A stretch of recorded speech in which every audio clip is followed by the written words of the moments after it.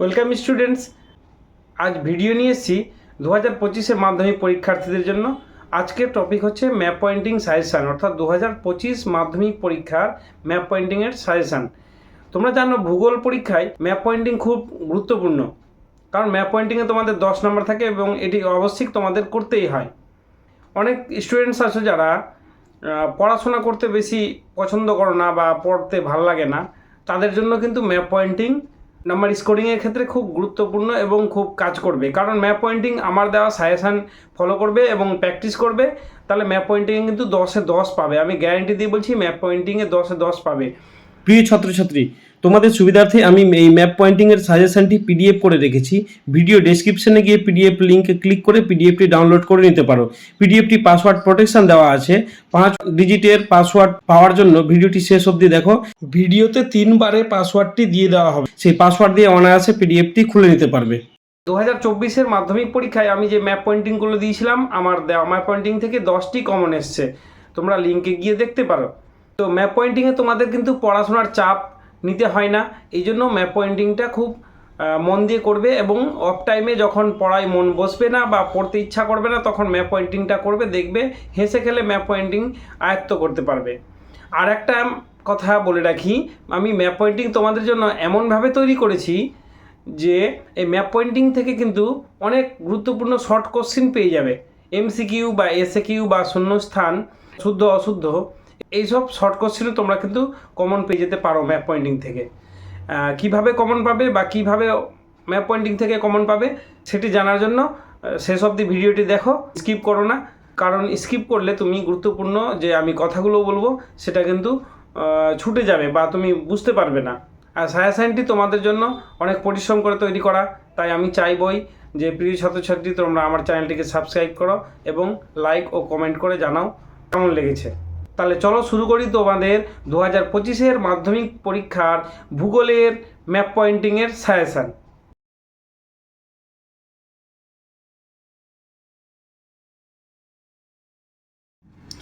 তোমাদের map pointing suggestion আলোচনা করার পূর্বে তোমাদের বলে রাখি, আমার দেওয়া সাজেশানটি ভালো করে পড়বে এবং ভালো করে দেখবে এবং সেটাকে টুকে রাখবে অথবা স্ক্রিনশট নিয়ে রাখবে। কেন বলছি বলো তো?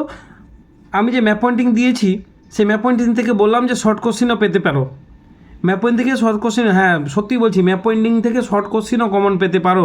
এবং ম্যাপ পয়েন্টিংয়ে শুধু এখানে যেমন দিয়েছি নীলগিরি পর্বত, শুধু নীলগিরি পর্বত নাও আসতে পারে দক্ষিণ ভারতের একটি ক্ষয়জাত পর্বত। কি আসতে পারে তার অপশানে কিন্তু দেওয়া আছে। একটি ম্যাপ পয়েন্টিংয়ের সাপেক্ষে অপশানে অনেক কিছু দেওয়া আছে, সেই অপশানগুলো কিন্তু অবশ্যই মনে রাখবে। ওই অপশান মনে না রাখলে তোমার ম্যাপ পয়েন্টিং কমন আসলেও তুমি লিখতে পারবে না পরীক্ষাতে বা ড্রয়িং করতে পারবে না। ঠিক আছে, তাহলে অপশানগুলো কিন্তু সবটা অবশ্যই দেখবে।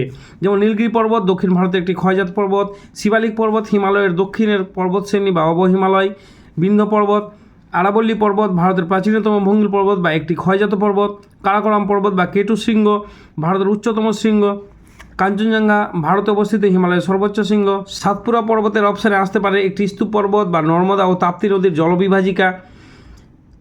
আবার পশ্চিমঘাট পর্বতমালার অপশানে আসতে পারে একটি চিরহরিত অরণ্য অঞ্চল বা একটি ল্যাটেরাইট মৃত্তিকা অঞ্চল। তারপরে আছে পূর্বঘাট পর্বতমালা, ছোটনাগপুর মালভূমি ভারতের খনিজ ভাণ্ডার, পূর্ব ভারতের একটি ল্যাটেরাইট মৃত্তিকা অঞ্চল। 10 ডিগ্রি চ্যানেল, পক প্রণালী আসতে পারে ভারত ও শ্রীলঙ্কার মাঝের প্রণালী, কচ্ছের রান, খাম্বাত উপসাগর, কাথিয়াবাড় উপদ্বীপ ইত্যাদি। তারপরে আছে মরুস্থলীতে অনেক রকম আসতে পারে ভারতের মরুভূমি, মরুমৃত্তিকা বা শিরোজেম মাটি অঞ্চল, উষ্ণ শুষ্ক জলবায়ু অঞ্চল, মরু বা জঙ্গল বা জেরোফাইট উদ্ভিদ অঞ্চল, খরাপ্রবণ অঞ্চল, ভারতের শুষ্কতম অঞ্চল, একটি অতি অল্প বৃষ্টিপাতযুক্ত অঞ্চল। এবার চলে যায় করমণ্ডল উপকূলে, বছর 2 বার বৃষ্টিপাতযুক্ত অঞ্চল বা শীতকালীন বৃষ্টিপাতযুক্ত অঞ্চল, কাশ্মীর উপত্যকা, ভূস্বর্গ বা জাফরান উৎপাদক অঞ্চল, ইন্দিরা পয়েন্ট ভারতের দক্ষিণতম বিন্দু, কন্যাকুমারিকা অন্তরীপ ভারতের মূল ভূখণ্ডের দক্ষিণতম বিন্দু। এগুলো কিন্তু শর্ট কোশ্চিনও আসতে পারে। আবার বলছি নিউ দিল্লিতে অনেক রকম অপশান আসতে পারে, সেটা ভালো করে তোমরা দেখে নাও। যেমন ভারতের রাজধানী, প্রধান প্রশাসনিক শহর, উত্তর ভারতে একটি কেন্দ্রশাসিত অঞ্চল, জাতীয় রাজধানী অঞ্চল, প্রধান আবহাওয়া দপ্তর বা আইএমডি, বৃহত্তম বিমানবন্দর ইন্দিরা গান্ধী আন্তর্জাতিক বিমানবন্দর, জনবহুল ও সর্বাধিক জনঘনত্বযুক্ত কেন্দ্রশাসিত অঞ্চল, ভারতের রোম, উত্তর ভারতের একটি মহানগর ও ভারতীয় রেলের সদর দপ্তর। আর সাজেশানটাকে আমরা ম্যাপ পয়েন্টিং করে দেখিয়েছি, সেই অনুযায়ী তোমরা দেখে নেবে। এই যেমন এই যে দেখছো কারাকোরাম পর্বত, তার মধ্যে কেটু শৃঙ্গ, কাশ্মীর উপত্যকা, শিবালিক পর্বত, আরাবল্লী পর্বত, বিন্ধ্য পর্বত, সাতপুরা পর্বত, পশ্চিমঘাট পর্বতমালা, পূর্বঘাট পর্বতমালা, নীলগিরি, ছোটনাগপুর মালভূমি, কাঞ্চনজঙ্ঘা, গারোখাসি জয়ন্তিয়া ইত্যাদি। এবার চলে যাব আমরা জল সম্পদ চ্যাপ্টারে। জল সম্পদ চ্যাপ্টারে প্রথমে আছে ব্রহ্মপুত্র নদ, গঙ্গা নদী, সুবর্ণরেখা নদী, মহানদী, গোদাবরী। গোদাবরীর অপশানে আসতে পারে কি দক্ষিণ ভারতের গঙ্গা বা দক্ষিণ ভারতের দীর্ঘতম নদী, কৃষ্ণা নদী, কাবেরী নদী দক্ষিণ ভারতের পবিত্রতম নদী, সবরমতী নদী, লুনি নদী একটি অন্তর্বাহিনী নদী বা ভারতের মরু অঞ্চলের নদী, সিন্ধু নদী, তাপ্তি নদী। এবার কয়েকটা হ্রদ আসতে পারে, যেমন উলার হ্রদ ভারতের বৃহত্তম স্বাদু জলের হ্রদ বা কাশ্মীর উপত্যকার হ্রদ, চিল্কা হ্রদ ভারত তথা এশিয়ার বৃহত্তম উপহ্রদ, বৃহত্তম লেগুন পূর্ব ভারতের একটি উপহ্রদ। এবার সম্বর হ্রদ ভারতের বৃহত্তম লবণাক্ত জলের হ্রদ, ভারতের একটি প্লায়া হ্রদ। লোকটক উত্তর পূর্ব ভারতের একটি স্বাদু জলের হ্রদ। এছাড়া আর কয়েকটি হ্রদ আসতে পারে, যেমন কলেরু হ্রদ, ডাল হ্রদ, উলার হ্রদ ইত্যাদি। উপকূল কয়েকটা আসতে পারে, যেমন কোঙ্কণ উপকূল, কর্ণাটক উপকূল, অন্ধ্র উপকূল, ওড়িশা উপকূল, করমণ্ডল উপকূল। এবার আমরা ম্যাপে চলে যাই। নদ নদীর ম্যাপ পয়েন্টিং আমি করে দিয়েছি, দেখে নাও। সিন্ধু নদী, ডাল হ্রদ, উলার হ্রদ, লুনি নদী, সবরমতী নদী, তাপ্তি নদী, গঙ্গা নদী, ব্রহ্মপুত্র নদী। আর এটা উত্তর পূর্ব ভারতের মিষ্টি জলের হ্রদ অর্থাৎ লোকটক হ্রদ।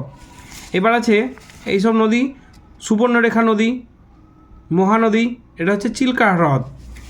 তারপরে আছে গোদাবরী নদী, গোদাবরী নদীর তারপরে কৃষ্ণা নদী, গোদাবরী ও কৃষ্ণা নদীর মাঝে হচ্ছে কলেরু হ্রদ। আর কৃষ্ণা নদীর দক্ষিণে হচ্ছে পুলিকট হ্রদ, আর এটা হচ্ছে কাবেরী নদী। এবার উপকূল, এ হচ্ছে পূর্ব উপকূল, এ হচ্ছে পশ্চিম উপকূল। পূর্ব উপকূলের তিনটি ভাগ উড়িষ্যা, অন্ধ্র ও করমণ্ডল। আর পশ্চিম উপকূলের তিনটি ভাগ কোঙ্কণ, কর্ণাটক ও মালাবার।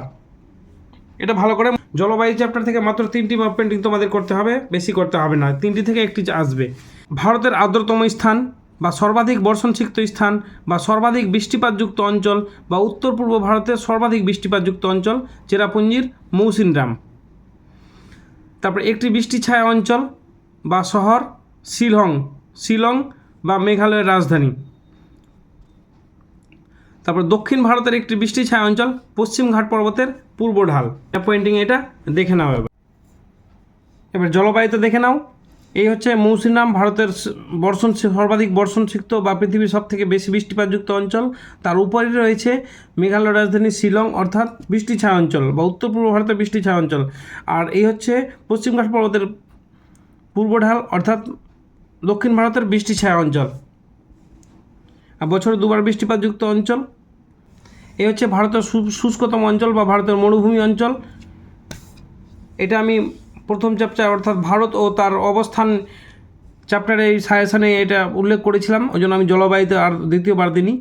আর এখানে কিছু গুরুত্বপূর্ণ জিনিস যেটা প্রথম চ্যাপ্টারে উল্লেখ করেছি সেগুলো ম্যাপ পয়েন্টিং চিহ্নিত করা আছে, যেমন কচ্ছের রান, কাথিয়াবাড় উপদ্বীপ, খাম্বাত উপসাগর, আর কন্যাকুমারিকা অন্তরীপ, পক প্রণালী অর্থাৎ ভারত ও শ্রীলঙ্কার মাঝে প্রণালী, 10 ডিগ্রি চ্যানেল আর ইন্দিরা পয়েন্ট। এবার চলে যাব আমরা ভারতের মাটি চ্যাপ্টারে। মাটি এবং স্বাভাবিক উদ্ভিদ চ্যাপ্টারের সাজেশান একসঙ্গে করে দিয়েছি, দেখে নাও কোশ্চেনগুলো। ভারতের একটি লোহিত মৃত্তিকা অঞ্চল, ভারতের প্রধান কৃষ্ণ মৃত্তিকা অঞ্চল বা মহারাষ্ট্র মালভূমি বা ডেকান ট্রাপ মালভূমি বা দাক্ষিণাত্য মালভূমি বা কার্পাস তুলা উৎপাদক অঞ্চল, সব একই আসবে। একই অঞ্চলের মধ্যে এত কিছু তুমি দেখাতে পারবে। তারপর হচ্ছে পার্বত্য মাটি অঞ্চল বা সরলবর্গীয় অরণ্য অঞ্চল বা হিমালয় পার্বত্য অঞ্চলের উদ্ভিদ, যেমন জম্মু কাশ্মীর, হিমাচল প্রদেশ, উত্তরাখণ্ড, একই আসবে। তারপরে হচ্ছে পলি মাটি অঞ্চল বা আসতে পারে এর অবলিকে ধান চাষ অঞ্চল। ভারতের প্রধান মৃত্তিকা গবেষণা কেন্দ্র দেরাদুন। যোধপুর মরুমৃত্তিকা বা মরুভূমি গবেষণা কেন্দ্র বা মিলেট উৎপাদক কেন্দ্র। যোধপুর আসলে বা এই কটা আসলে তুমি এই জায়গাটা চিহ্নিত করতে পারবে, সেটা আমি ম্যাপে দেখাচ্ছি। সুন্দরবন একটি ম্যানগ্রোভ অরণ্য অঞ্চল। তারপর ল্যাটেরাইট মৃত্তিকা অঞ্চল বা ভারতের মরুমৃত্তিকা অঞ্চল বা ক্রান্তীয় মরু উদ্ভিদ। এবার ম্যাপে দেখে নাও। এটা হচ্ছে পার্বত্য মৃত্তিকা অঞ্চল, তারপরে পলি মৃত্তিকা অঞ্চল, কৃষ্ণ মৃত্তিকা অঞ্চল, ল্যাটেরাইট মৃত্তিকা অঞ্চল, লোহিত মৃত্তিকা অঞ্চল, ম্যানগ্রোভ অরণ্য, এই হচ্ছে সব ম্যানগ্রোভ অরণ্য। আর মরুমৃত্তিকা অঞ্চল অর্থাৎ এইটা ভারতের মরুভূমি অঞ্চল যেটা। তাহলে দেখে নিলে এবার চলে যাব আমরা পরবর্তী কৃষি চ্যাপ্টারে। কৃষি থেকে বেশি করতে হবে না, কৃষি থেকে 6টি জিনিস করতে হবে। যেমন ভারতের একটি ধান উৎপাদক অঞ্চল, উত্তর পূর্ব, দক্ষিণ ও উত্তর পূর্ব ভারত আলাদা আলাদাভাবে করবে। উত্তর ভারতের ইক্ষু উৎপাদক অঞ্চল, ভারতের একটি কফি উৎপাদক অঞ্চল, ভারতের কার্পাস উৎপাদক অঞ্চল, পশ্চিম ভারতের মিলেট উৎপাদক অঞ্চল, দক্ষিণ ভারতটাও করবে, আর উত্তর ভারতের একটি গম উৎপাদক অঞ্চল। ধানের ক্ষেত্রে কিন্তু উত্তর ভারত, পূর্ব ভারত, দক্ষিণ ভারত ও উত্তর পূর্ব ভারত আলাদা করবে। যেমন গতবার আমি সাজেশনে দিয়েছিলাম উত্তর পূর্ব ভারতের চা উৎপাদক কেন্দ্র, সেই রকম পরীক্ষায় এসছে, অবস্থান উল্লেখ করে দিতে পারে। এবার ম্যাপে দেখে নাও প্রধান ধান উৎপাদক অঞ্চল, এই যে ভাগ চিহ্ন দিয়ে যে সব অঞ্চল দেখানো আছে সেটা হচ্ছে প্রধান ধান উৎপাদক অঞ্চল। এটা হচ্ছে উত্তর ভারতের, এটা হচ্ছে উত্তর পূর্ব ভারতের, এটা হচ্ছে পূর্ব ভারতের, আর এগুলো হচ্ছে দক্ষিণ ভারতের, এটা হচ্ছে পশ্চিম ভারতের। গম উৎপাদক অঞ্চল, লাল চিহ্ন করে যেগুলো দেখা যাচ্ছে সেটা হচ্ছে গম উৎপাদক অঞ্চল। কার্পাস উৎপাদক অঞ্চলগুলো নীল কালারে যোগ চিহ্ন দিয়ে দেখানো আছে, এগুলো হচ্ছে কার্পাস উৎপাদক অঞ্চল। আর ইক্ষু উৎপাদক অঞ্চল অতএব চিহ্ন দিয়ে দেখানো আছে। এই অতএব চিহ্ন দিয়ে যে অঞ্চলগুলো দেখানো আছে সেটা হচ্ছে ইক্ষু উৎপাদক অঞ্চল। কৃষির বাকি অংশ কফি উৎপাদক কেন্দ্রটা দক্ষিণ ভারতে আছে এবং অন্ধ্রপ্রদেশে আছে, এই দুটা। চাটা করবে না, চা 2024 মাধ্যমিক পরীক্ষায় চলে এসেছে। আশা করি তোমরা এটা বুঝতে পারলে। এবার চলে যাব আমরা শিল্প, পরিবহন ও যোগাযোগ। শিল্প, পরিবহন ও যোগাযোগ চ্যাপ্টার থেকে তোমরা ভালো করে লক্ষ্য করবে, কারণ এর অপশানে প্রচুর পরিমাণে অপশান আসতে পারে বা বিকল্প হিসাবে আসতে পারে। ভালো করে যদি দেখে না যাও তাহলে পরীক্ষায় কমন আসলেও কিন্তু বুঝতে পারবে না। যেমন দেখো জামনগর কতভাবে আসতে পারে আমি অপশানে অনেকগুলি দিয়েছি, সেই অনুযায়ী করবে। সেখান থেকে তোমরা পরীক্ষায় শর্ট কোশ্চিনও কমন পাবে। যেমন জামনগর ভারতের বৃহত্তম পেট্রোরসায়ন শিল্পকেন্দ্র বা তৈল শোধনাগার, পশ্চিম ভারতের পেট্রোরসায়ন শিল্পকেন্দ্র বা তৈল শোধনাগার। হলদিয়া পূর্ব ভারত বা পশ্চিমবঙ্গের তৈল রসায়ন কেন্দ্র বা তৈল শোধনাগার। ভারতের ম্যানচেস্টার আহমেদাবাদ, দক্ষিণ ভারতের ম্যানচেস্টার কোয়েম্বাটুর। ভারতের রুড় বা একটি শিল্প শহর বা পূর্ব ভারতের একটি বা পশ্চিমবঙ্গের লৌহ ইস্পাত শিল্পকেন্দ্র দুর্গাপুর। তারপরে ভারতের বৃহত্তম তথ্য প্রযুক্তি শিল্পকেন্দ্র ভারতের সিলিকন ভ্যালি, তথ্য প্রযুক্তি শিল্পের রাজধানী, একটি হালকা ইঞ্জিনিয়ারিং শিল্পকেন্দ্র বা বিমান তৈরি কারখানা বেঙ্গালুরু। তারপরে ভারতের ডেট্রয়েট বা দক্ষিণ ভারতের মোটর গাড়ি নির্মাণ কেন্দ্র বা দক্ষিণ ভারতের রেলবগি নির্মাণ কেন্দ্র বা পূর্ব উপকূলের কৃত্রিম পোতাশ্রয়যুক্ত বন্দর চেন্নাই।